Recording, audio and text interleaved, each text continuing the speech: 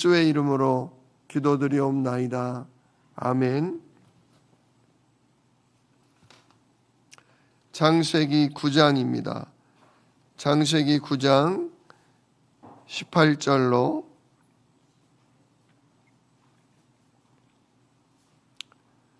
29절입니다.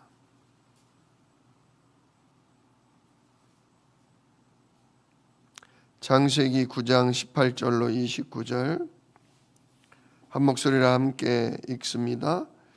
방주에서 나온 노아의 아들들은 셈과 함과 야벳이며 함은 가나안의 아버지라.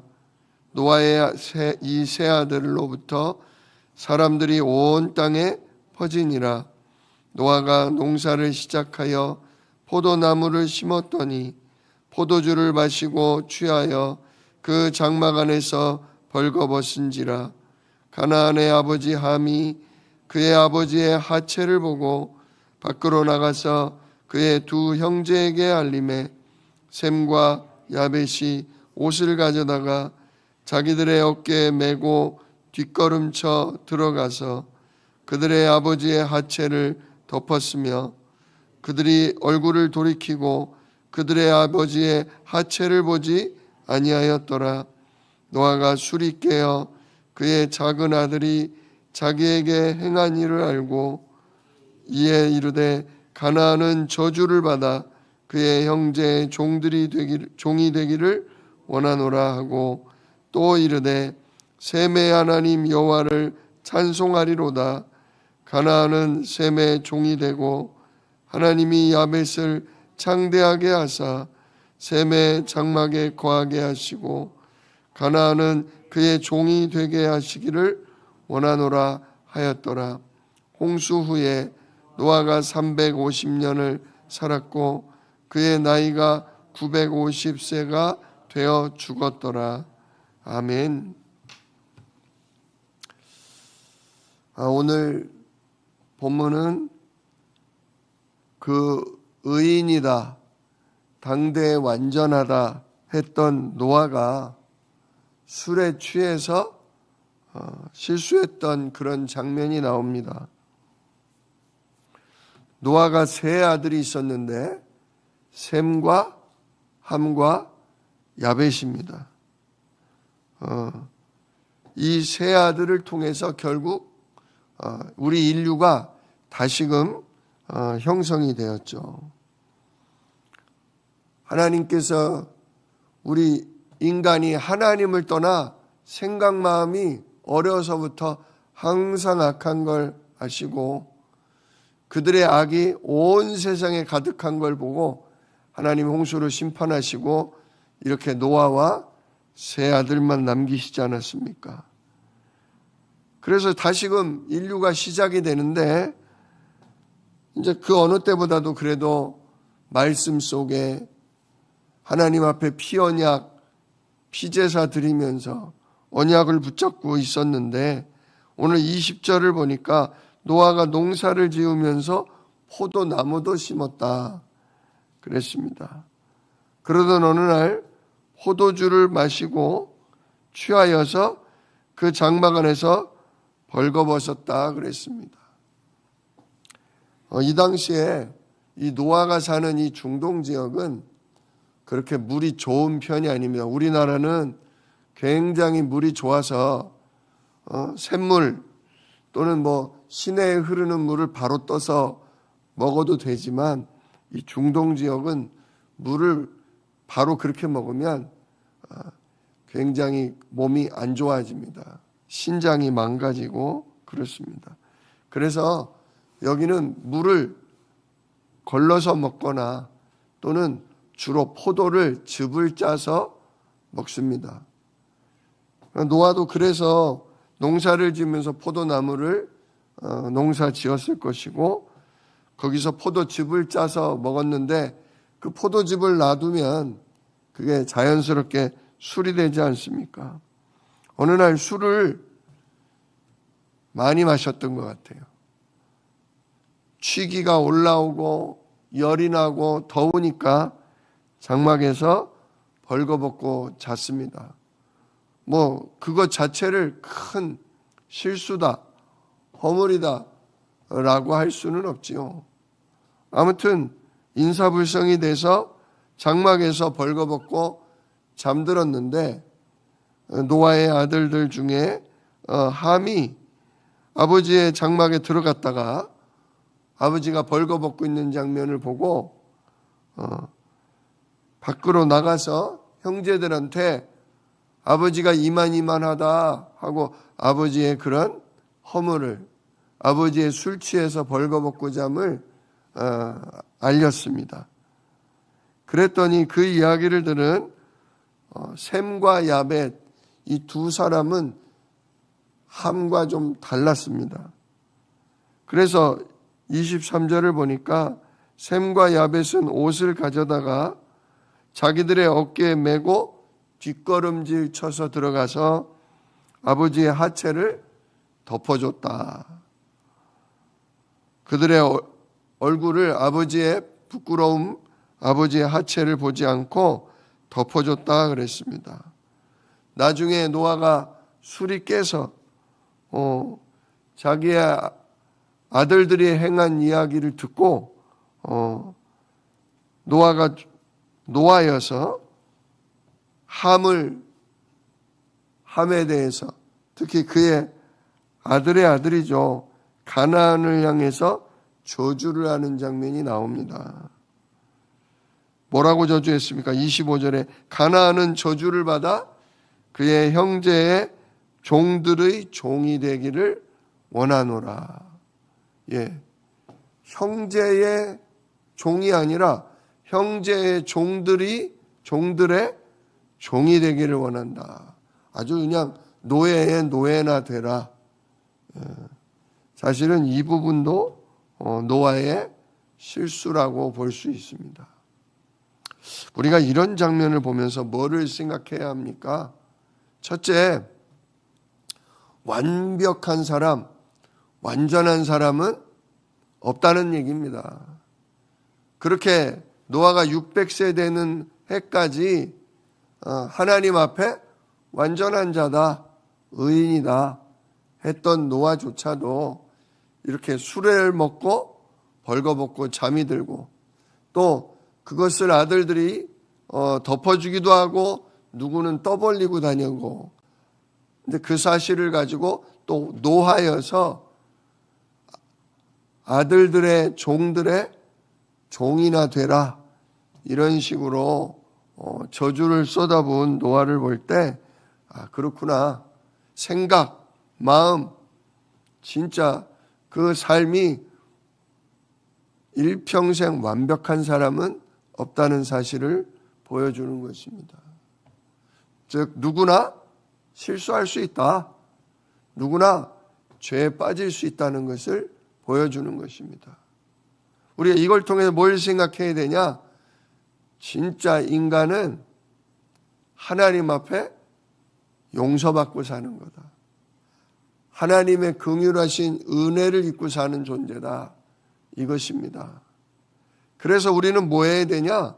예수님 말씀처럼 우리가 우리에게 죄 지은 자를 사하여 준 것 같이 너희도 사하여 줄 때 하나님도 우리를 용서해 준다 하신 그 기도문의 말씀처럼 우리는 사람들을 허물을 덮어주고 용서해 주어야 한다는 사실입니다. 왜냐? 누구나 다 완벽할 수 없기 때문입니다. 그래서 우리는 예수 십자가의 은혜로 죄사함 받고 예수 십자가의 은혜로 또 옆 사람을 덮어주는 그런 삶을 살아야 합니다. 목회자도 실수할 수 있고 중직자도 실수할 수 있고 그 누구도 실수할 수 있습니다. 실수할 수 있다는 것은 그 사람이 하나님은 아니다, 그런 얘기죠.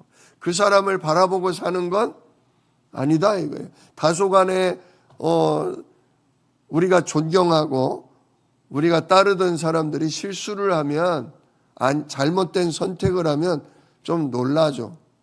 아니 어떻게 목사님께서 아니 어떻게 장로님께서, 아니 어떻게 우리 권사님이 그러실 수가 있지?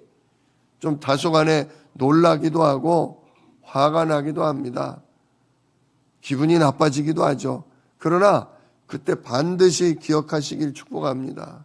그렇지, 우리는 아담의 후손, 우리는 사람이다. 우리는 하나님 아니다. 우리는 어린 양의 피가, 우리는 예수 십자가의 보혈이 필요한, 우리는 연약한 죄인이다. 이걸 꼭 기억하시기를 축복합니다. 저분이 그랬듯 나도 그럴 수 있다. 저분이 넘어졌듯 나도 넘어진다. 그러므로 내가 함부로 떠벌리고 비난하고 정죄할 것 없다. 물론 그래서는 안 되지만 술에 취할 수 있고, 그래서는 안 되지만 실수할 수도 있다. 진짜 그래서 우리는 하나님 은혜가 필요하다. 진짜 우리가 서로를 용서하고 서로를 덮어줄 수 있어야 한다는 사실입니다.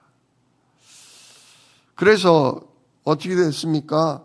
결국 함은 저주를 받고, 오늘 26절, 27절을 보면 셈과 야벳은 복을 받습니다.